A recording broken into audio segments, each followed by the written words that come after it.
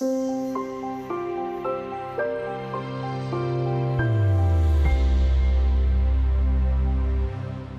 been a growth in interest in recent years in private equity, and it's becoming easier for ordinary investors to gain exposure to it.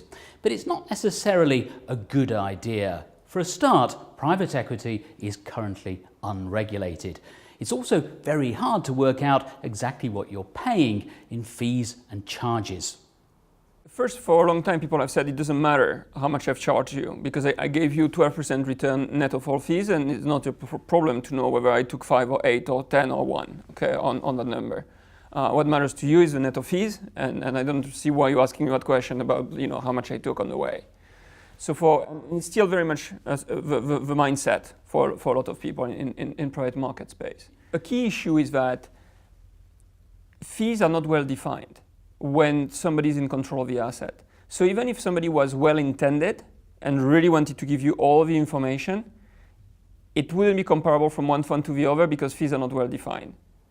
Another problem investors in private equity face is working out how a particular fund has actually performed. There are plenty of ways to make performance look better than it actually is.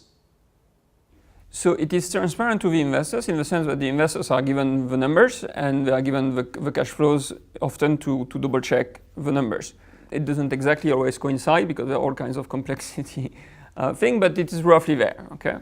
So in that sense, there's not really a problem of transparency. They get the numbers, they get the underlying cash flows. The problem on the performance front has been that a wrong measure of performance has been used, and it's a measure of performance that can be gamed and that will, in most cases, show a number that is way too high compared to the actual performance.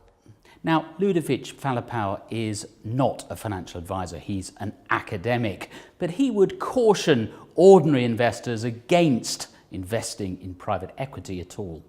Now you could say, it doesn't matter whether they know or not, the performance has been okay in private equity and will be okay, so it doesn't matter whether they know all the details or not, right? They don't need to know the recipe of the soup to enjoy the soup, okay?